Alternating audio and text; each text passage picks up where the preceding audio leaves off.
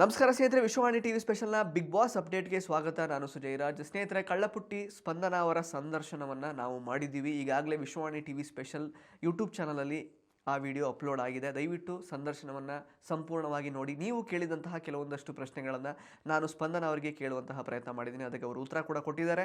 ದಯವಿಟ್ಟು ಇಡೀ ವಿಡಿಯೋನ ನೋಡಿ. ಕಮೆಂಟ್ ಬಾಕ್ಸಲ್ಲಿ ನಿಮ್ಮ ಒಪಿನಿಯನನ್ನು ಕಮೆಂಟ್ ಮಾಡಿ ತಿಳಿಸಿ. ಇನ್ನು ನಿನ್ನೆ ಬಿಗ್ ಬಾಸ್ ಎಪಿಸೋಡ್ ಹೇಗಿತ್ತು ಅಂತ ಮಾತಾಡೋದಾದರೆ, ನನಗೆ ಪರ್ಸ್ನಲಿ ಅಷ್ಟೇನು ಇಂಟ್ರೆಸ್ಟಿಂಗ್ ಅಂತ ಅನಿಸಿಲ್ಲ. ಸಿಕ್ಕಾಬಟ್ಟೆ ಬೋರಿಂಗ್ ಅಂತ ಅನ್ನಿಸ್ತು. ಜಗಳ ಮಾಡೋದಕ್ಕೋಸ್ಕರನೇ ಈ ಒಂದು ನಾಮಿನೇಷನ್ ಪ್ರಕ್ರಿಯೆಯನ್ನು ಮಾಡಿದಾಗಿತ್ತು. ಯಾಕೆ ಅಂತ ಹೇಳಿದ್ರೆ, ಅಫ್ಕೋರ್ಸ್ ಇನ್ನು 2 ವಾರ ಉಳಿದಿರೋದು. ಮನೆಯಲ್ಲಿರುವಂತಹ ಎಲ್ಲ ಕಂಟೆಸ್ಟೆಂಟ್ಸ್ಗಳು ಕೂಡ ನಾಮಿನೇಟ್ ಆಗೇ ಆಗ್ತಾರೆ. ನಾಮಿನೇಷನ್ ಪ್ರಕ್ರಿಯೆ ಅಂತ ಮಾಡಿದಾಗ ನಾಮಿನೇಟ್ ಆಗೇ ಆಗ್ತಾರೆ. ಬಿಕಾಸ್ ಡಿಫ್ರೆನ್ಸಸ್ ಆಫ್ ಒಪಿನಿಯನ್ ಎಲ್ರಿಗೂ ಇದ್ದೇ ಇರುತ್ತೆ. ಸೊ ಹಾಗಾಗಿ ಬಿಗ್ ಬಾಸ್ ಅವರೇ ಡೈರೆಕ್ಟಾಗಿ ಓಕೆ, ಕ್ಯಾಪ್ಟನ್ ಒಬ್ಬರನ್ನು ಹೊರತುಪಡಿಸಿ ಬೇರೆಯವರೆಲ್ಲರೂ ಕೂಡ ನಾಮಿನೇಟ್ ಆಗಿದ್ದೀರಾ ಅಂತ ಹೇಳಿಬಿಟ್ಟು ಒಂದು ರೀತಿ ಐಸ್ ಬ್ರೇಕರ್ ಟಾಸ್ಕ್ಗಳ ಥರ, ಲೈಕ್ ಅಂದರೆ ಎಲ್ರಿಗೂ ಕಂಟೆಸ್ಟೆಂಟ್ಸ್ಗಳಿಗೆ ಕೊಡ್ಬೋದಾಗಿತ್ತು. ಒಂದು ರೀತಿ ಕ್ರಿಯೇಟಿವ್ ಆಗಿ ಏನಾದರೂ ಎಂಟರ್ಟೈನ್ ಮಾಡುವಂತಹ ಕೆಲವೊಂದಷ್ಟು ಟಾಸ್ಕ್ಗಳನ್ನು ಕೊಡ್ಬೋದಾಗಿತ್ತು ಅಂತ ನನಗನ್ನಿಸ್ತು. ಜೊತೆಗೆ ಈಗ ಯಾರ್ಯಾರೆಲ್ಲ ದ್ವೇಷ ಮಾಡ್ತಾ ಇದ್ದಾರಲ್ಲ ಮನೆ ಒಳಗಡೆ ಇರುವಂತಹ ಕಂಟೆಸ್ಟೆಂಟ್ಸ್, ಅಥವಾ ಯಾರಿಗೆ ಸಿಕ್ಕಾಬಟ್ಟೆ ಡಿಫ್ರೆನ್ಸಸ್ ಆಫ್ ಒಪಿನಿಯನ್ ಇದೆಯಲ್ಲ, ಸೊ ಅವರನ್ನೇ ಗ್ರೂಪ್ ಎಲ್ಲ ಮಾಡಿ ಒಂದು ರೀತಿ ಐಸ್ ಬ್ರೇಕರ್ ಸೆಷನ್ ಥರ ಕೆಲವೊಂದಷ್ಟು ಟಾಸ್ಕ್ಗಳನ್ನು ಕೊಟ್ಟು ತುಂಬ ಹಾರ್ಟ್ ವಾರ್ಮಿಂಗ್ ಎಪಿಸೋಡ್ ಮಾಡ್ಬೋದಾಗಿತ್ತು. ಬಟ್ ಯಾಕೋ ಜಗಳ ಮಾಡೇ ಒಂದು ರೀತಿ ಕಂಟೆಂಟ್ ತೆಗಿಬೇಕು ಅನ್ನೋ ಒಂದು ನಿಟ್ಟಿನಲ್ಲಿ ನಾಮಿನೇಷನ್ ಪ್ರಕ್ರಿಯೆಯನ್ನು ನಿನ್ನೆ ಮಾಡಿಸಿದ ಹಾಗೆ ಅನ್ನಿಸ್ತು. ಅದು ಬೇಕಾಗಿರಲಿಲ್ಲ. ಬಿಕಾಸ್ ಯಾಕೆಂತಂದರೆ ನಾಮಿನೇಷನ್ ಪ್ರಕ್ರಿಯೆಯಿಂದ ಯಾರೊಬ್ಬರು ನಾಮಿನೇಷನಿಂದ ಪಾರಂತೂ ಆಗಲಿಲ್ವೇ, ಪ್ರತಿಯೊಬ್ಬರು ನಾಮಿನೇಟ್ ಆದರು. ಸೊ ಇದನ್ನು ಬಿಗ್ ಬಾಸ್ ಅವರೇ ನೀವೆಲ್ಲರೂ ಕೂಡ ನಾಮಿನೇಟೆಡ್ ಅಂತ ಹೇಳಿ ಬೇರೆ ಥರ ಎಪಿಸೋಡ್ನ ಕೊಂಡೋಗ್ಬೋದಾಗಿತ್ತು. ಬಟ್ ಅದಾಗಲಿಲ್ಲ. It's fine. ಬಟ್ ನಿನ್ನೆ ಏನಂತ ಹೇಳಿದ್ರೆ, ನಮ್ಮ ಧನುಷ್ ಅವರು ಮೊದಲಿಗೆ ಧ್ರುವಂತ್ ಅವ್ರನ್ನ ಡೈರೆಕ್ಟಾಗಿ ನಾಮಿನೇಟ್ ಮಾಡ್ತಾರೆ. ಬಿಕಾಸ್ ಕ್ಯಾಪ್ಟನ್ ಆದಂತಹ ಒಂದು ಪವರ್ ಇರುತ್ತೆ ಅವ್ರಿಗೆ. ಡೈರೆಕ್ಟ್ ನಾಮಿನೇಷನ್ ಮಾಡ್ತಾರೆ.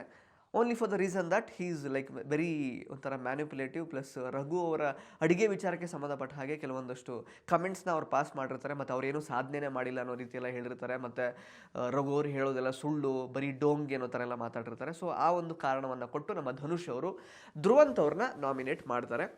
ಅದಾದ ನಂತರ ಉಳಿದಂತಹ ಸದಸ್ಯರಿಗೆ ನಾಮಿನೇಷನ್ ಪ್ರಕ್ರಿಯೆಯಲ್ಲಿ ಪಾಲ್ಗೊಳ್ಳುವಂತಹ ಒಂದು ಸಿಚುವೇಶನ್ ಎದುರಾಗುತ್ತೆ. ಮೊದಲಿಗೆ ರಕ್ಷಿತಾ ಅವರು ನಮ್ಮ ಅಶ್ವಿನಿಯವ್ರನ್ನ ನಾಮಿನೇಟ್ ಮಾಡ್ತಾರೆ. ಫಾರ್ ದ ಸೇಮ್ ರೀಸನ್, ಅವ್ರೇನು ರಾಶಿಕಾ ಅವರಿಗೆ ರಘು ಅವರ ತೊಡೆ ಮೇಲೆ ಕೂತ್ಕೊಳ್ಳೋದು ಅಥವಾ ಹೆಗ್ಲೆಲ್ಲ ಬೇಕಾಗುತ್ತೆ ನಿನಗೆ ಅಂತ ಸೂಪರ್ ಸಂಡೇ ವಿತ್ ಸುದೀಪ ಎಪಿಸೋಡಲ್ಲಿ ಆ ಒಂದು ಕಮೆಂಟ್ಸ್ನೆಲ್ಲ ಮಾಡಿರ್ತಾರಲ್ಲ, ಸೊ ಆ ಒಂದು ರೀಸನನ್ನು ಕೊಟ್ಟು ರಕ್ಷಿತಾ ಅವರು ಅಶ್ವಿನಿ ಅವ್ರನ್ನ ನಾಮಿನೇಟ್ ಮಾಡ್ತಾರೆ. ಆ್ಯಕ್ಚುಲಿ ಸಿಕ್ಕಾಬಟ್ಟೆ ಒಳ್ಳೆ ಪಾಯಿಂಟ್ಸ್ಗಳನ್ನು ಹೇಳ್ತಾರೆ ರಕ್ಷಿತಾ ಅವರು. ಹೇಗೆ ಅಂತಂದರೆ, ಈಗ ನಾನು ನಿನ್ನೆ ಅಪ್ಡೇಟ್ ಕೊಡುವಾಗ ಹೇಳಿದ್ದೆ, ಇದೇ ಅಶ್ವಿನಿ ಅವರು ಮನೇಲಿರುವಂತಹ ಹೆಣ್ಮಕ್ಳ ಪರವಾಗಿ ನಾನು ಯಾರು ಲೈಕ್ ಅಂದರೆ ವಾಯ್ಸ್ ರೈಸ್ ಮಾಡದಿದ್ರು ಪರವಾಗಿಲ್ಲ, ನಾನು ಹೆಣ್ಮಕ್ಳ ಪರವಾಗಿ ವಾಯ್ಸ್ ರೈಸ್ ಮಾಡ್ತೀನಿ ಅಂತ ಅಂದ್ಕೊಂಡು ಏನೋ ರಘು ಅವರು ಆ್ಯಕ್ಚುಲಿ ಮನೇಲಿರುವಂತಹ ಹೆಣ್ಮಕ್ಳನ್ನೆಲ್ಲ ಏಕವಚನದಲ್ಲಿ ಮಾತಾಡಿಸ್ತಾರೆ ಅನ್ನೋ ಕಾರಣಕ್ಕೆ ಅವರು ವಾಯ್ಸ್ ರೈಸ್ ಮಾಡಿ ಮಾತಾಡಿದರು. ಬಟ್ ಈಗ ನೀವೇನು ಮಾಡಿದ್ರಿ ಹಾಗಾದರೆ ಅಂತ ಡೈರೆಕ್ಟಾಗಿ ಸಖತ್ತಾಗಿ ಪಾಯಿಂಟ್ಸನ್ನು ಇಟ್ಕೊಂಡು ರಕ್ಷಿತ್ ಅವರು ಅಶ್ವಿನಿ ಅವರನ್ನು ನಾಮಿನೇಟ್ ಮಾಡಿದ್ರು. ಆ್ಯಂಡ್ ಅಫ್ಕೋರ್ಸ್ ಅಶ್ವಿನಿ ಅವ್ರಿಗೆ ಗೊತ್ತಲ್ಲ, ಸಿಕ್ಕಾಪಟ್ಟೆ ಮ್ಯಾನ್ಯುಪುಲೇಟಿವ್ ಅವರು. ನಾನೇನೋ ಬೇರೆ ಥರ ಹೇಳಿದ್ದದನ್ನು ನಾನು ರಾಶಿಕಾ ಅವ್ರನ್ನ ಎಲ್ಲೂ ಲೈಕಂದರೆ ಅವರ ಒಂದು ಕ್ಯಾರೆಕ್ಟರ್ಗೆ ಚ್ಯುತಿ ಬಾರದ ಹಾಗೆ ನಾನು ಮಾತಾಡಿದ್ದು. ಇನ್ಫ್ಯಾಕ್ಟ್ ನಾನೆಲ್ಲೂ ಅವರಿಗೆ ಕ್ಯಾರೆಕ್ಟರ್ ಅಸಾಸಿನೇಷನ್ ಮಾಡಲಿಲ್ಲ ಅನ್ನೋ ರೀತಿಯೆಲ್ಲ ಅವ್ರು ಮಾತಾಡಿದ್ರು. ಬಟ್ ಅವ್ರು ಎಷ್ಟು ಸುಳ್ಳು ಹೇಳ್ತಾರೆ ಅಂತ ಎಲ್ರಿಗೂ ಇವಾಗ ಗೊತ್ತಾಗಿದೆ, ಮನೆ ಒಳಗಡೆ ಇರುವಂತಹ ಕಂಟೆಸ್ಟೆಂಟ್ಸ್ಗಳಿಗೆ. ಆಮೇಲೆ ನೆಕ್ಸ್ಟ್ ಆ್ಯಕ್ಚುಲಿ ರಕ್ಷಿತಾ ಅವರು ಎಷ್ಟು ಮೆಚ್ಯೂರ್ಡ್ ಆಗಿ ಯೋಚನೆ ಮಾಡಿ ಅಶ್ವಿನಿ ಅವರನ್ನು ನಾಮಿನೇಟ್ ಮಾಡಿದ್ರು. ಅವರು 2ನೇ ವ್ಯಕ್ತಿ ನಾಮಿನೇಟ್ ಮಾಡಿದ್ದು ರಾಶಿಕಾ. ನನಗೇನೋ ತುಂಬ ಸಿಲ್ಲಿ ಅಂತ ಅನ್ನಿಸ್ತು ಅವ್ರು ಕೊಟ್ಟಂತಹ ರೀಸನ್ಸ್. ಅದು ಏನು ರೀಸನ್ ಕೊಟ್ಟಿದ್ದವರು, ರಘು ಅವರಿಗೆ ಅನ್ಕಂಫರ್ಟಬಲ್ ಆಗ್ತಾ ಇದೆ ನೀವು ನಡ್ಕೊಳ್ತಾ ಇರೋ ರೀತಿ, ಸೊ ಹಾಗಾಗಿ ಆ ವಿಷಯನ ನಾನು ಇಟ್ಕೊಂಡು ನಿಮ್ಮನ್ನು ನಾಮಿನೇಟ್ ಮಾಡ್ತೀನಿ ಅಂತ ಹೇಳಿದ್ರು. It was very silly. Because Raghu ಅವರಿಗೆ ರಾಶಿಕಾ ಅವರಿಂದ ಅನ್ಕಂಫರ್ಟಬಲ್ ಫೀಲ್ ಆಗ್ತಾ ಇದೆಯೋ ಇಲ್ವೋ ಅಂತ ಅವರೇ ಹೇಳಬೇಕಲ್ವಾ.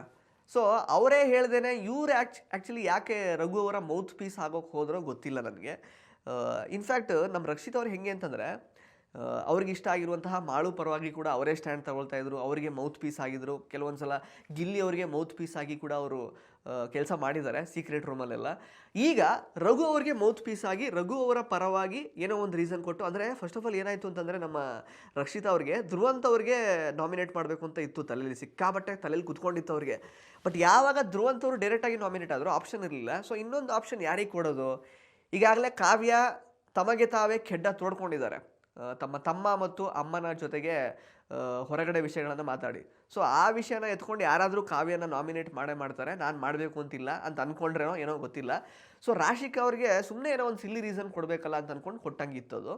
ರಾಶಿಕಾ ಅವ್ರಿಗೆ ಅಲ್ಲಿ ವಾಪಸ್ ಯಾಕೆಂದರೆ ಅದರಿಂದ ಸಿಕ್ಕಾಬಟ್ಟೆ she got furious after that. And ಆಮೇಲೆ ರಕ್ಷಿತಾ ಅವ್ರ ನಾಮಿನೇಷನ್ ಆದಮೇಲೆ ನಮ್ಮ ಕಾವ್ಯ ಅವರು ಅಶ್ವಿನಿ ಅವ್ರನ್ನ ನಾಮಿನೇಟ್ ಮಾಡ್ತಾರೆ. ಸೇಮ್ ರೀಸನ್, ಅಂದರೆ ಅಶ್ವಿನಿ ಅವರು ಹೆಣ್ಣಿನ ಬಗ್ಗೆ ಎಷ್ಟು ಕೆಟ್ಟ ಮಾತುಗಳನ್ನು ಆಡ್ತಾರೆ, ಆ ಥರದ್ದೆಲ್ಲ ಪಾಯಿಂಟ್ಸ್ನ ತಗೊಂಡು ಅವರು ಮಾತಾಡ್ತಾರೆ.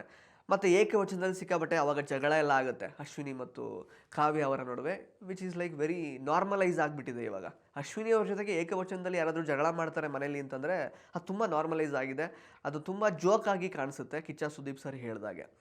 ಆ್ಯಂಡ್ ಸ್ವಲ್ಪ ಇಂಟ್ರೆಸ್ಟಿಂಗ್ ಅನಿಸಿದೆ ಏನು ಅಂತಂದರೆ, ಅನ್ಎಕ್ಸ್ಪೆಕ್ಟೆಡ್ ಅನಿಸಿದ್ದು ಅಂತ ಏನು ಅಂತ ಹೇಳಿದರೆ, ನಮ್ಮ ಕಾವ್ಯ ಅವರು ರಘು ಅವ್ರಿಗೆ ನಾಮಿನೇಟ್ ಮಾಡ್ತಾರೆ. ಯಾವ ರೀಸನ್ಗೆ ಅಂತಂದರೆ, ಗಿಲ್ಲಿಗೆ ನೀವು ಸ್ವಲ್ಪ ಯೋಚನೆ ಮಾಡಿ ಕಳಪೆ ಕೊಡಬೇಕಾಗಿತ್ತು ಲಾಸ್ಟ್ ವೀಕ್ ಅನ್ನೋ ಒಂದು ಕಾರಣವನ್ನು ಇಟ್ಕೊಂಡು ನಾಮಿನೇಟ್ ಮಾಡ್ತಾರೆ. ಸೊ ಕಾವ್ಯ ಡೆಫಿನೆಟ್ಲಿ ಅವರು ಗಿಲ್ಲಿ ಪರ ಇರ್ತಾರೆ ಯಾವಾಗಲೂ ಕೂಡ.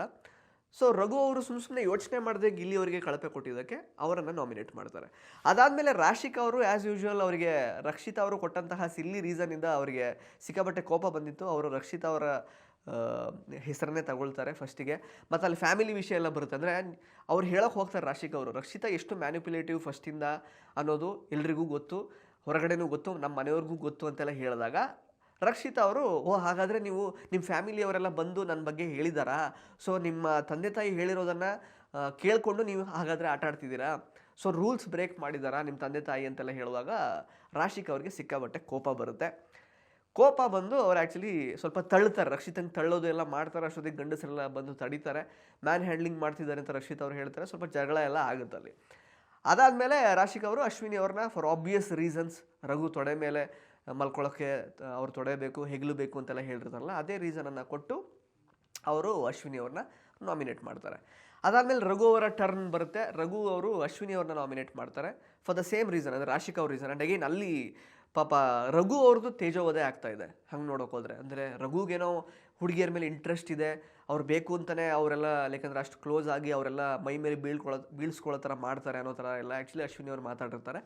ಸೊ ಅದೇ ರೀಸನನ್ನು ಕೊಟ್ಟು ಅಶ್ವಿನಿ ಅವ್ರನ್ನ ನಾಮಿನೇಟ್ ಮಾಡಿದಾಗ ಅಶ್ವಿನಿ ಅವ್ರಿಗೆ ಗೊತ್ತಲ್ಲ ಯಾವ ಲೆವೆಲಿಗೆ ಮ್ಯಾನಿಪುಲೇಟ್ ಮಾಡ್ತಾರೆ ಅಂತ. ಇಲ್ಲ ಅಂದರೆ ಸಾಂತ್ವನ ಹೇಳೋದಕ್ಕೆ ಒಂದು ತೊಡೆ ಬೇಕು ಅನ್ನೋ ಅರ್ಥದಲ್ಲಿ ನಾನು ಹೇಳಿದೆ ಅಂತೆಲ್ಲ ಹೇಳ್ತಾರೆ ಆ್ಯಕ್ಚುಲಿ ಅವರು.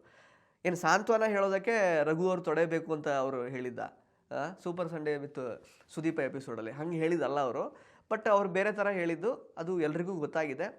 ಆಮೇಲೆ ಚೀಪ್ ಅಂದರೆ ರಘು ಅವರಿಗೆ ತುಂಬ ಚೀಪ್ ಅಂತೆಲ್ಲ ಹೇಳ್ತಾರೆ. ಆ್ಯಂಡ್ ಅಗೇನ್ ವಾಪಸ್ ಚೀಪ್ ಅಂತ ಅಂದ್ಕೊಂಡು ಸ್ವಲ್ಪ ಮಾತಿನ ಚಕಮಕಿ ಇಲ್ಲ ಅದಾಗುತ್ತೆ.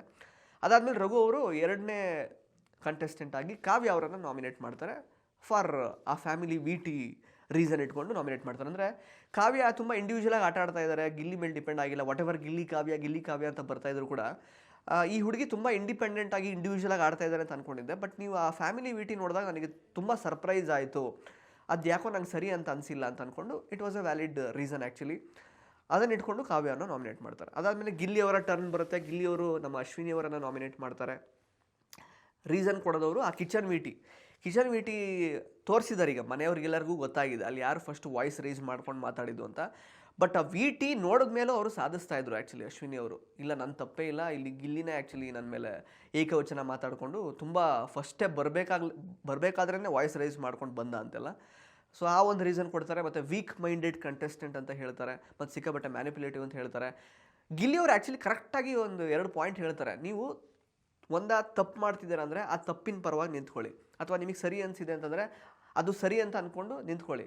ನೀವು ಮಾಡಿರೋ ತಪ್ಪನ್ನು ಸರಿ ಮಾಡೋಕ್ಕೆ ಹೋಗ್ತೀರಾ, ಮತ್ತು ಸರಿ ಆಗಿರೋದನ್ನು ತಪ್ಪು ಮಾಡೋಕ್ಕೆ ಹೋಗ್ತೀರಾ. ಸೊ ತಪ್ಪನ್ನು ಸರಿ ಮಾಡಬೇಡಿ, ಸರಿನ ತಪ್ಪು ಮಾಡಬೇಡಿ ಅಂತ ಕರೆಕ್ಟಾಗಿ ಪಾಯಿಂಟ್ಸ್ನ ಹೇಳ್ತಾರೆ. ಆ್ಯಂಡ್ ಅದಾದಮೇಲೆ ಸ್ವಲ್ಪ ಆಶ್ಚರ್ಯ ಅಂತ ಅನಿಸಿದ್ದು ನನಗೆ ಗಿಲ್ಲಿಯವರು ರಘು ಅವ್ರನ್ನ ನಾಮಿನೇಟ್ ಮಾಡಿದ್ದು. ಅಂದರೆ ಅಫ್ಕೋರ್ಸ್ ಓಕೆ, ರಘು ಅವರು ಇಲ್ಲಿ ತನಕ ಗಿಲ್ಲಿಗೆ ಸುಮಾರು ಸಲ ಕಳಪೆ ಕೊಟ್ಟಿರೋದು, ನಾಮಿನೇಟ್ ಮಾಡಿರೋದೆಲ್ಲ ಇದೆ. ಬಟ್ ಫಸ್ಟ್ ಟೈಮ್ ತಮ್ಮ ಗೆಳೆಯನಿಗೆ ಗಿಲ್ಲಿಯವರು ಒಂದು ವ್ಯಾಲಿಡ್ ರೀಸನನ್ನು ಕೊಟ್ಟು ನಾಮಿನೇಟ್ ಮಾಡ್ತಾರೆ. ಯಾಕೆ ಅಂತ ಹೇಳಿದರೆ ರಘು ಅವರು ಸ್ವಲ್ಪ ಯೋಚನೆ ಮಾಡಿ ಕಳಪೆ ಕೊಡಬೇಕಾಗಿತ್ತು ಲಾಸ್ಟ್ ಟೈಮ್. ಬಿಕಾಸ್ ಧ್ರುವಂತ್ ಅವರು, ಅಶ್ವಿನಿ ಅವರು ಮತ್ತು ಗಿಲ್ಲಿ ನಡುವಿನ ಜಗಳದಲ್ಲಿ ಗಿಲ್ಲಿದು ಮಾತ್ರ ತಪ್ಪು ಅನ್ನೋ ಥರ ಅವ್ರು ಆ್ಯಕ್ಚುಲಿ ಯೋಚನೆ ಮಾಡಿಕೊಂಡು ಸ್ವಲ್ಪ ಕನ್ಫ್ಯೂಸ್ಡ್ ಆಗಿ ಕಳಪೆ ಕೊಟ್ಟಿದ್ರು. ಆ ಒಂದು ರೀಸನನ್ನು ಕೊಟ್ಟು ಗಿಲ್ಲಿಯವರು ರಘು ಅವರನ್ನು ನಾಮಿನೇಟ್ ಮಾಡಿದ್ರು. ಅದಾದಮೇಲೆ ಧ್ರುವಂತ್ ಅವರ ಟರ್ನ್ ಬರುತ್ತೆ. ಧ್ರುವಂತ್ ಅವರು ನಮ್ಮ ರಘು ಅವರನ್ನು ನಾಮಿನೇಟ್ ಮಾಡ್ತಾರೆ. ಅಂದರೆ ಅದು ಎಕ್ಸಾಕ್ಟ್ಲಿ ನಮ್ಮ ಧ್ರುವಂತ್ ಬಗ್ಗೆ ನಾನು ಮಾತಾಡ್ತೀನಿ, ಬಟ್ ಇಲ್ಲೊಂದು ಸ್ವಲ್ಪ ಫೈಟ್ ಆಗುತ್ತೆ ಧ್ರುವಂತ್ ಅವರು ರಘುಗೆ ನಾಮಿನೇಷನ್ ಮಾಡಿದಾಗ. ಅಚೀವ್ಮೆಂಟ್ಸು ಅದು ಇದು ಅಂತೆಲ್ಲ ಮಾತಾಡ್ತಾರೆ. ಪ್ಲಸ್ ಅಡುಗೆ ವಿಷಯ ಎಲ್ಲ ಮಾತಾಡಿದಾಗ ರಘು ಅವರಿಗೆ ಸಿಕ್ಕಾಪಟ್ಟೆ ಕೋಪ ಬರುತ್ತೆ. ನೀನು ಏನೂ ಮಾಡೇ ಇಲ್ಲ, ಅಚೀವ್ಮೆಂಟೇ ಮಾಡಿಲ್ಲ ಹೊರಗಡೆ, ನೀನು ಬಂದು ನನ್ನ ಹತ್ರ ಮಾತಾಡ್ತೀಯ. ಕ್ರೀಡಾ ರತ್ನ ಅವಾರ್ಡ್, ಸ್ಟೇಟ್ ಅವಾರ್ಡ್, ಅದು ಬಂದಿರೋದು ನನಗೊಬ್ಬನಿಗೆ ಇಡೀ ಕರ್ನಾಟಕದಲ್ಲಿ. ಸೊ ಅಂಥವು ನೀನು ನನ್ನ ಬಗ್ಗೆ ಮಾತಾಡ್ತೀಯ. ಪ್ಲಸ್ ನೀನು ಊಟದ ಬಗ್ಗೆ ಎಲ್ಲ ಮಾತಾಡ್ದಿಲ್ಲ ನನಪ್ಪ. ಸೊ ನಾನು ಮಾಡೋ ಅಡುಗೆ ನೀನು ಇನ್ಮೇಲೆ ತಿನ್ನಲೇಬಾರ್ದು ಅಂತೆಲ್ಲ ಹೇಳ್ತಾರೆ. ಧ್ರುವ ಅಂತೂ ಅದಕ್ಕೆ ತಕ್ಕಂಗೆ ಸುಮ್ಮನೆ ಏನೋ ಬಾಯಿಗೆ ಬಂದಿದ್ದು ಮಾತಾಡ್ತಾರೆ ಆ್ಯಕ್ಚುಲಿ. ಸೊ ಆವಾಗ ಸ್ವಲ್ಪ ಅಲ್ಲಿ ಮಾತಿನ ಚಕಮಕಿ ಮತ್ತು ಜಗಳ, ಅಲ್ಲಿ ಹೊಡೆದಾಟ ಥರ ಎಲ್ಲ ಆಗೋಕ್ಕೆ ಹೋಗುತ್ತೆ. ಬಟ್ ಬೇರೆಯವರು ತಡೀತಾರೆ. ಆ್ಯಂಡ್ ಅಫ್ಕೋರ್ಸ್ ಅಲ್ಲೇನು ಯಾರು ಮ್ಯಾನ್ ಹ್ಯಾಂಡ್ಲಿಂಗ್ ಮಾಡೋಕ್ಕೆ ಹೋಗಲ್ಲ, ಎಲ್ರಿಗೂ ಬುದ್ಧಿ ಇದೆ. ರಘು ಅವ್ರಿಗೂ ಸಿಕ್ಕಾಪಟ್ಟೆ ಬುದ್ಧಿ ಇದೆ, ಇಲ್ಲೇನೂ ಮಾಡೋಕ್ಕಾಗಲ್ಲ ಅಂತ. ಬಟ್ ಅವ್ರು ಓಪನಾಗಿ ಚಾಲೆಂಜ್ ಮಾಡ್ತಾರೆ. ನೀನು ಏನು ಇಲ್ಲಿ ಬರ್ತೀನಿ ಹೊಡಿತೀನಿ ಅಂತ ಇದೆಯಲ್ಲ, ಹೊರಗಡೆ ಬಂದು ನೋಡೋ, ನಿಂಗೆ ನಾನು ಒಬ್ಬನೇ ಸಾಕು ಕಣೋ, ನಾನು ಬಂದು ನಿಂತರೆ ಸಾಕು ಅಂತೆಲ್ಲ ಅಲ್ಲೂ ಏಕವಚನ ವಿನಿಮಯ ಆಗುತ್ತೆ ಇಬ್ಬರ ಮಧ್ಯೆ. ಸೊ ಹಾಗೆ ಮತ್ತು ನೆಕ್ಸ್ಟ್ ಧ್ರುವಂತವರು ರಕ್ಷಿತಾ ಅವ್ರನ್ನ ನಾಮಿನೇಟ್ ಮಾಡ್ತಾರೆ. ಅಂದರೆ ಅದೇ ಅವ್ರಿಗೆ ಗೊತ್ತಲ್ಲ, ಸ್ವಲ್ಪ ಅವ್ರು ಕಂಡ್ರೆ ಆಗಲ್ಲ. ಸೊ ಆ ರೀಸನ್ಗೆ ನಾಮಿನೇಟ್ ಮಾಡ್ತಾರೆ. ನೆಕ್ಸ್ಟ್ ಅಶ್ವಿನಿ ಅವರ ಟರ್ನ್ ಬಂದಾಗ ಗಿಲ್ಲಿ ಅವ್ರನ್ನ ನಾಮಿನೇಟ್ ಮಾಡ್ತಾರೆ. ಅಲ್ಲಿ ವೇಸ್ಟು, ಕೊಚ್ಚೆ, ಉಚ್ಚೆ, ಕೆಲವೊಂದಷ್ಟೆಲ್ಲ ಸ್ವಲ್ಪ ಎಗೇನ್ ತುಂಬ ಮಾತಿನ ಚಕಮಕಿ ಅಲ್ಲೂ ಆಗುತ್ತೆ. ಮತ್ತು ಕಾವ್ಯನ ಸೇಫ್ ಮಾಡಿದೆ ಅಂತೆಲ್ಲ ಹೇಳ್ತಾರೆ. ಆವಾಗ ಗಿಲ್ಲಿ ಅದಕ್ಕೆ ತಕ್ಕ ಹಾಗೆ, ಅದಕ್ಕೆ ನಿನ್ನ ಹೆಣ್ಮಕ್ಳೆಲ್ಲ ಲೈಕಂದ್ರೆ ಒದ್ದು ಆಚೆ ಹಾಕಿರೋದು, ನೀ ಹೆಣ್ಮಕ್ಳು ಪರವಾಗಿ ನಿಂತ್ಕೋತೀನಿ ಅದು ಇದು ಅಂತ ಹೇಳ್ತಿದ್ರಲ್ಲ, ಈಗ ಅವರೆಲ್ಲ ಸೇರ್ಕೊಂಡು ನಿನ್ನೆ ಒದ್ದು ಆಚೆ ಹಾಕಿದ್ದಾರೆ ಅಂತ ಹೇಳ್ತಾರೆ. ಬಿಕಾಸ್ ಎಲ್ಲ ಹೆಣ್ಮಕ್ಳು ಹಂಗೆ ನೋಡೋಕೆ ಹೋದರೆ ಅಶ್ವಿನಿ ಅವ್ರನ್ನ ನಾಮಿನೇಟ್ ಮಾಡಿದರು. ಧನುಷ್ ಮತ್ತು ಧ್ರುವಂತವ್ರನ್ನ ಹೊರತುಪಡಿಸಿ ಇಡೀ ಮನೆ ಅಶ್ವಿನಿ ಅವ್ರನ್ನ ನಾಮಿನೇಟ್ ಮಾಡಿದೆ. ಬಟ್ ನೋಡಿ, ಗಿಲ್ಲಿನ ನಾಮಿನೇಟ್ ಮಾಡಿದ್ದು ಅಶ್ವಿನಿ ಮಾತ್ರ, ಒಂದೇ ಓಟ್ ಬಿದ್ದಿದ್ದು. ಸೊ ಅದೊಂದು ಮಿಸ್ ಆಗಿರ್ತಿದ್ರೆ ಗಿಲ್ಲಿ ನಾಮಿನೇಟೇ ಆಗ್ತಿರ್ಲಿಲ್ಲ. ಆಮೇಲೆ ಅಶ್ವಿನಿ ಅವ್ರದ್ದು ಎರಡನೇ ಚಾಯ್ಸು ಕಾವ್ಯ ಆಗಿರುತ್ತೆ. ಈಗೇನು ಫ್ಯಾಮಿಲಿ ವಿಷಯ ತಗೊಳ್ತಾರೆ ಮತ್ತು ಫ್ರೀ ಪ್ರಾಡಕ್ಟು ಅಂತೆಲ್ಲ, ಅದು ವಾಪಸ್ ಮೊದಲಿಂದ ಕೆಲವೊಂದಷ್ಟು ವಿಷಯಗಳೆಲ್ಲ ಏನೆಲ್ಲ ನಡೆದಿತ್ತಲ್ಲ ಅದನ್ನೆಲ್ಲ ರೀಸನ್ ತಗೊಂಡು ನಮ್ಮ ಅಶ್ವಿನಿ ಅವರು ಕಾವ್ಯವನ್ನು ನಾಮಿನೇಟ್ ಮಾಡ್ತಾರೆ. ಅಲ್ಲೂ ಕೂಡ ಹೋಗಿಲ್ಲ ಬರಲಿ ಅಂತ ಅಂದ್ಕೊಂಡು ಸಾಕಷ್ಟು ಲೈಕ್ ಅಂದರೆ ಮಾತಿನ ಚಕಮಕಿ ಅದೆಲ್ಲ ಆಗುತ್ತೆ. ಅಂದರೆ ಒಟ್ಟಿನಲ್ಲಿ ನೋಡುವಾಗ ತುಂಬ ಒಂಥರ ಏನು ಜಗಳ ಮಾಡೋಕ್ಕೋಸ್ಕರನೇ ಈ ನಾಮಿನೇಷನ್ ಪ್ರಕ್ರಿಯೆಯನ್ನು ಬಿಗ್ ಬಾಸ್ ಅವರು ನಡೆಸಿದ್ರ ಅನ್ನೋ ಥರ ಇತ್ತು. ಗೊತ್ತು ಎಲ್ರಿಗೂ ಡಿಫ್ರೆನ್ಸಸ್ ಆಫ್ ಒಪಿನಿಯನ್ ಇದೆ, ಎಲ್ಲರ ಮೈಂಡಲ್ಲೂ ಯಾರ್ಯಾರ ಬಗ್ಗೆ ಏನೇನಿದೆ ತಲೆಯಲ್ಲಿ ಅನ್ನೋದು ಆಲ್ರೆಡಿ ಗೊತ್ತಾಗಿದೆ. ಇಷ್ಟು ದಿನಗಳ ಕಾಲ ನಾವು ಪ್ರೇಕ್ಷಕರಾಗಿ ಬಿಗ್ ಬಾಸ್ ಮನೆಯಲ್ಲಿರುವಂತಹ ಕಂಟೆಸ್ಟೆಂಟ್ಸ್ಗಳನ್ನು ನೋಡ್ತಾ ಇದ್ದೀವಿ. ಸೊ ಹಂಗೆ ಅಂದಮೇಲೆ ಮತ್ತೆ ಕೆದಕಿ ಅಂದರೆ ಇರುವ ಒಂದು ಲೈಕ್ ಅಂದರೆ ಏನು ವಾಟ್ ಒಂದು ಎನ್ವಿರಾನ್ಮೆಂಟ್ನ ಹಾಳು ಮಾಡುವಂತಹ ಪ್ರಯತ್ನ ಬೇಡದಿತ್ತೇನೋ ಅಂತ ಅನ್ನಿಸ್ತು. ಬಟ್ ಓಕೆ, ಕೆಲವ್ರ ಮೈಂಡಲ್ಲಿ ಏನೇನಿದೆ ಆ್ಯಕ್ಚುಲಿ ಸಿಟ್ಟು ಅಥವಾ ಬೇಸರ ಅನ್ನೋದು ಕೂಡ ಒಂದು ತಕ್ಕ ಮಟ್ಟಿಗೆ ಗೊತ್ತಾಯಿತು ಈ ನೆನ್ನೆ ಎಪಿಸೋಡ್ ನೋಡುವಾಗ. ಬಟ್ ಫೇರ್ ಇನಫ್, ಏನೂ ಮಾಡೋಕ್ಕಾಗಲ್ಲ. ಬಟ್ ಗಿಲ್ಲಿಗೆ ಅಕಸ್ಮಾತ್ ಅಶ್ವಿನಿ ಅವರ ಓಟ್ ಬೀಳದೇ ಇರ್ತಿದ್ದಿದ್ರೆ ನಾಮಿನೇಟ್ ಆಗ್ತಿರ್ಲಿಲ್ಲ. ಸೊ ಅವಾಗ ಇನ್ನೂ ಮಜಾ ಇರೋದು. That's fine. ಇವತ್ತೀಗ ಪ್ರೋಮೋ ಬಂದಿರೋ ಪ್ರಕಾರ ಧ್ರುವಂತ್ ಅವ್ರಿಗೇನೋ ಒಂದು ಚಾಯ್ಸ್ ಕೊಟ್ಟಿದ್ದಾರೆ ಬಿಗ್ ಬಾಸ್ ಅವರು. ಅಂದರೆ ನಿಮ್ಮ ಜೊತೆಗೆ ಯಾರನ್ನ ಲೈಕಂದರೆ ಟಾಸ್ಕ್ ಆಡೋದಕ್ಕೆ ಸೆಲೆಕ್ಟ್ ಮಾಡ್ತಿರೋ, ಸೊ ನಿಮ್ಮಿಬ್ಬರ ಮಧ್ಯೆ ಯಾರು ಗೆಲ್ತಾರೋ ಅವ್ರು ನೆಕ್ಸ್ಟ್ ಲೈಕಂದರೆ ಟಿಕೆಟ್ ಟು ಫಿನಾಲೆ ಟಾಸ್ಕಲ್ಲಿ ಪರ್ಫಾರ್ಮ್ ಮಾಡಲಿಕ್ಕೆ ಅವರು ಅಂದರೆ ಅವರು ಸೆಲೆಕ್ಟ್ ಆಗ್ತಾರೆ ಅನ್ನೋ ರೀತಿಯಲ್ಲಿ ನೋಡ್ಬೇಕು ಅದು ಯಾರು ಗೆಲ್ತಾರೆ ಅಂತ. ಧ್ರುವಂತ್ ಮತ್ತು ಗಿಲ್ಲಿ ನಡುವೆ ಆ್ಯಕ್ಚುಲಿ ಫಸ್ಟ್ ಟಾಸ್ಕ್ ಆಗ್ತಾ ಇರೋವಂಥದ್ದು. ಸೊ ಟಾಪ್ 6 ಯಾರು ಬರ್ತಾರೆ ಅಂತ ಗೊತ್ತಾಗೋದಕ್ಕೆ ಇದೊಂದು ಫಸ್ಟ್ ಟಾಸ್ಕ್ ಅಷ್ಟೇ, ಅಂದರೆ ಟಿಕೆಟ್ ಟು ಫಿನಾಲೆ ಟಾಸ್ಕ್ಗಳನ್ನು ಆಡೋದಕ್ಕೆ. ಇದು ಯಾವ್ಯಾವ ಹಂತದಲ್ಲಿ ಯಾವ್ಯಾವ ರೀತಿ ಇರುತ್ತೆ ಅಂತ ಇವತ್ತಿನ ಎಪಿಸೋಡ್ ನೋಡಿದಾಗ ಗೊತ್ತಾಗುತ್ತೆ. ಒಟ್ಟಾರೆಯಾಗಿ ನನಗೆ ಆ್ಯಕ್ಚುಲಿ ನಿನ್ನೆ ಎಪಿಸೋಡ್ ನೋಡಿದಾಗ, ನಾಮಿನೇಷನ್ ಪ್ರಕ್ರಿಯೆ ಎಲ್ಲ ನೋಡಿದಾಗ ಅನಿಸಿದ್ದು ಏನು ಗೊತ್ತಾ, ಪ್ರಮುಖವಾಗಿ ಅನಿಸಿದ್ದು ನಮ್ಮ ಈ ಧ್ರುವಂತ್ ಇದಾರಲ್ಲ, Dhruvanth actually after coming back from secret room ತುಂಬ ಮ್ಯಾನಿಪುಲೇಟಿವ್ ಆಗೋದು. ಅಂದರೆ ಬೇಕು ಅಂತ ಮ್ಯಾನಿಪುಲೇಟಿವ್ ಆಗಿ ಬಿಹೇವ್ ಮಾಡೋಕ್ಕೆ ಶುರು ಮಾಡಿದ್ದಾರೆ, ವಿಚ್ ಈಸ್ ನಾಟ್. ಅಂದರೆ ಹೀ ಈಸ್ ವೆರಿ ವೀಕ್. ಮತ್ತು ತುಂಬ ನಾನು ಹೊರಗಡೆ ಹೋಗ್ತೀನಿ ಅಂತ ಹೇಳ್ಕೊಂಡು ಕೂತಿದ್ದಂತಹ ಮನುಷ್ಯ, ತುಂಬ ಇನ್ಸೆಕ್ಯೂರ್ ಫೀಲ್ ಮಾಡ್ತಾ ಇದ್ದಂತಹ ಮನುಷ್ಯ, ಅಯ್ಯೋ ನನ್ನ ಜೊತೆಗೆ ಯಾರೂ ಇಲ್ವಲ್ಲ ಮನೆಯಲ್ಲಿ ಅಂತ ಅಂದ್ಕೊಳ್ತಾ ಇದ್ದಂತಹ ಮನುಷ್ಯ. ಸೀಕ್ರೆಟ್ ರೂಮಲ್ಲಿ ಒಂದು ನ್ಯಾಕ್ ಗೊತ್ತಾಗೋಯ್ತು ಅವ್ರಿಗೆ ಆ್ಯಕ್ಚುಲಿ, ಹೆಂಗೆ ಆಟ ಆಡಬೇಕಿಲ್ಲಿ, ಮತ್ತು ಯಾರು ಇಲ್ಲಿ ಟಾಪಲ್ಲಿದ್ದಾರೆ, ಯಾರು ಫಾರ್ಮಲ್ಲಿದ್ದಾರೆ ಅಂತ ಗೊತ್ತಾಯಿತು. ಗಿಲ್ಲಿ ಸಿಕ್ಕಾಪಟ್ಟೆ ಫಾರ್ಮಲ್ಲಿದ್ದಾರೆ ಅಂತ ಗೊತ್ತಾಯಿತು. ಸೊ ಹೊರಗಡೆ ಬಂದು ತಾವಲ್ಲದ ಒಂದು ಮುಖವಾಡವನ್ನು ಹಾಕಿಕೊಂಡು ಹೆಂಗಾದರೂ ಒಂದು ರೀತಿಯಲ್ಲಿ ನಾನು ಹೈಲೈಟ್ ಆಗಬೇಕು ಅನ್ನೋ ರೀತಿಯಲ್ಲಿ ಅವ್ರು ಆಟ ಆಡ್ತಾ ಇದ್ದಾರೆ. ಅದರಿಂದ ಒಂಥರ ವಿಚಿತ್ರವಾಗಿ ಕಾಣಿಸ್ಕೋತಾ ಇದ್ದಾರೆ, ಒಂಥರ ಊಸರವಳ್ಳಿ ಎಲ್ಲ ಥರನೂ. ಅವ್ರ ಬಗ್ಗೆ ಏನು ಒಪಿನಿಯನ್ ಹೇಳಬೇಕು ಅಂತಲೇ ಗೊತ್ತಾಗ್ತಿಲ್ಲ. ಬೇಕು ಅಂತ ಕಂಟೆಂಟ್ ಕ್ರಿಯೇಟ್ ಮಾಡೋಕ್ಕೆ ಹೋದರೆ ಕೆಟ್ಟ ರೀತಿಯಲ್ಲಿ ಏನು ಅನಿಸುತ್ತೆ. ಸೊ ಆ ರೀತಿ ಅವ್ರು ಬಿಹೇವ್ ಮಾಡ್ತಿದ್ದಾರೆ. ಅಂದರೆ ಅಶ್ವಿನಿ ಅವರು ಯಾಕಂದರೆ ಇನ್ಬಿಲ್ಟ್ ಅವರಲ್ಲಿ ಮ್ಯಾನಿಪುಲೇಷನ್ ಇದೆ. ಆ್ಯಂಡ್ ಸಮ್ಟೈಮ್ಸ್ ಕೆಲವೊಂದೊಂದು ಸಲ ಏನು ತುಂಬ ಸಲ ಅವ್ರು ಮಾಡಿದ ತಪ್ಪನ್ನು ಅವರು ಒಪ್ಕೊಂಡು ಕ್ಷಮೆ ಕೇಳಿದ್ದು ಇದೆ ವೀಕೆಂಡ್ಗಳಲ್ಲಿ. ಬಟ್ ಈ ಧ್ರುವಂತ್ ಅವರು ಈ ಅಶ್ವಿನಿ ಅವ್ರ ಜೊತೆಗೆ ಇರೋದ್ರಿಂದ, ಈ ಧ್ರುವಂತ್ ಮಾಡುವಂತಹ ದೊಂಬರಾಟದಿಂದ ನಮ್ಮ ಅಶ್ವಿನಿ ಅವರ ಆಟಕ್ಕೆ ಆ್ಯಕ್ಚುಲಿ ಸ್ವಲ್ಪ ನೆಗೆಟಿವ್ ಆಗ್ತಿದೆ. ಅಂದರೆ ಅವರು ಬಂದು ಅಲ್ಲಿ ಅವರಿಗೆ ಪುಷ್ ಕೊಡ್ತಾರೆ, ಇನ್ನು ಮೇಡಮ್ ನೀವು ಮಾಡ್ತಿರೋದು ಸರಿ, ಕರೆಕ್ಟಾಗಿದೆ, ಮಾಡೋಣ, ಹಂಗೆ ಮಾಡೋಣ, ಹಿಂಗೆ ಮಾಡೋಣ ಅಂತ. ಸೊ ಅಲ್ಲಿ ಅಶ್ವಿನಿ ಅವ್ರನ್ನ ಒಂದು ರೀತಿ ಇವ್ರು ಮ್ಯಾನಿಪುಲೇಟ್ ಮಾಡ್ತಿದ್ದಾರೆ ಧ್ರುವಂತ್ ಅವರು. For bad reasons. ಬಿಕಾಸ್ ಧ್ರುವ ಅಂತ ಹೆಂಗಿದ್ರು ಈಗ ಗೊತ್ತಾಗೋಗಿದೆ ಆಟ ಹೆಂಗೆ ಆಡಬೇಕು ಅಂತ, ಅದಕ್ಕೆ ಒಂಥರ ಹುಚ್ಚುಚ್ಚಂಗೆ ಆಡ್ತಾ ಇದ್ದಾರೆ. ಸೊ ಅಲ್ಲಿ ಬಲಿಕ ಬಕ್ರ ಆಗ್ತಿರೋದು ಅಶ್ವಿನಿ ಅವರು. ಈಗ ಇಡೀ ಮನೆ ಸೇರ್ಕೊಂಡು ಅಶ್ವಿನಿ ಅವ್ರದ್ದು ತಪ್ಪು ಅಂತ ಹೇಳುವಾಗ, ಮತ್ತು ಹೊರಗಡೆ ಲೈಕ್ ಅಂದರೆ ವೀಕೆಂಡ್ ಎಪಿಸೋಡ್ಗಳಲ್ಲೂ ಅಶ್ವಿನಿ ಅವರು ಏನೋ ತಪ್ಪು ಮಾಡ್ತಿದ್ದಾರೆ ಅಂತ ಗೊತ್ತಾಗುವಾಗ ಬಹುಶಃ ಅಶ್ವಿನಿ ಅವರು ಅದನ್ನು ರೆಕ್ಟಿಫೈ ಮಾಡ್ಕೊಳ್ಳುವಂತಹ ಚಾನ್ಸಸ್ ಆದರೂ ಇರ್ತಾ ಇತ್ತು. ಈಗ ಹೆಂಗಾಗಿದೆ ಅಂತಂದರೆ ಅವ್ರಿಗೆ ಅರ್ಥ ಆಗ್ತಾ ಇಲ್ಲ ಅವರು ಎಷ್ಟರ ಮಟ್ಟಿಗೆ ತಪ್ಪು ಮಾಡ್ತಿದ್ದಾರೆ ಅಥವಾ ಮಾಡಿದ ತಪ್ಪನ್ನು ಅವ್ರು ಸಮರ್ಥಿಸ್ಕೊಳ್ತಾ ಇದ್ದಾರೆ ಅಂತ ಅವ್ರಿಗೆ ಅರ್ಥ ಆಗ್ತಾ ಇಲ್ಲ. ಸೊ ಈ ನಮ್ಮ ಧ್ರುವಂತವರ ದೊಂಬರಾಟದಿಂದ ಅಶ್ವಿನಿ ಅವರ ಆಟಕ್ಕೆ ನಿಜವಾಗ್ಲೂ ಪೆಟ್ಟು ಬೀಳ್ತಾ ಇದೆ ಅಂತ ಹೇಳ್ಬೋದು. ಅದನ್ನು ಬಿಟ್ಟರೆ ಲೈವಲ್ಲಿ ನೀವು ಒಂದು ವಿಷಯನ ಗಮನಿಸಿರ್ಬೋದು, ನಮ್ಮ ಧನುಷ್ ಅವರು ಕಾವ್ಯ ಅವ್ರ ಜೊತೆಗೆ ಗಿಲ್ಲಿ ಬಗ್ಗೆ ಮಾತಾಡಿದ್ದಾರೆ.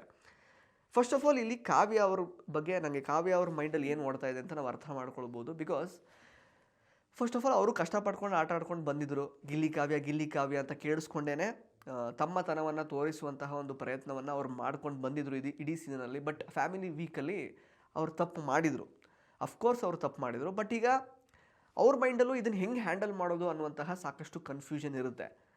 ಆದರೆ ಹಾಗಂತ ತಾವೇನು ಒಂದು ಸ್ನೇಹವನ್ನು ಬೆಳೆಸ್ಕೊಂಡಿದ್ದಾರಲ್ವ ಬಿಗ್ ಬಾಸ್ ಮನೆ ಒಳಗಡೆ ಗಿಲ್ಲಿಯವ್ರ ಜೊತೆಗೆ, ಸೊ ಆ ವಿಷಯನ ಇನ್ನೊಬ್ಬರ ಜೊತೆಗೆ ಡಿಸ್ಕಸ್ ಮಾಡುವಂತಹ ಅವಶ್ಯಕತೆ ಇಲ್ಲ.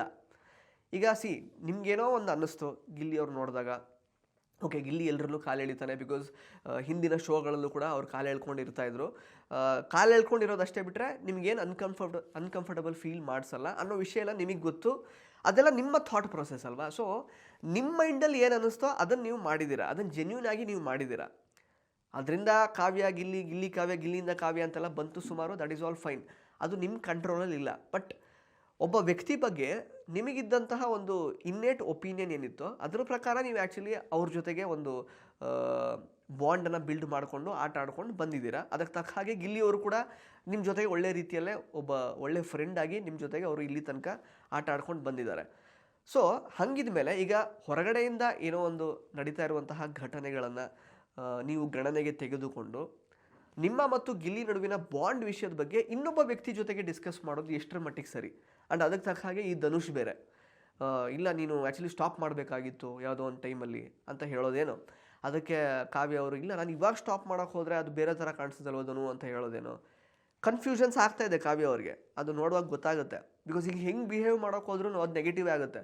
ಈಗ ಜೆನ್ಯೂನ್ ಆಗಿ ಅವರು ಗಿಲ್ಲಿ ಅವ್ರ ಪರವಾಗಿ ವರ್ತಿಸಿದ್ರು, ಅವ್ರ ಪರವಾಗಿ ಯಾಕೆಂದರೆ ಸ್ಟ್ಯಾಂಡ್ ತೊಗೊಂಡ್ರು ಕೂಡ ಬಕೆಟ್ ಹಿಡಿತಾ ಇದ್ದಾರೆ ಅಂತ ಹೇಳ್ತಾರೆ.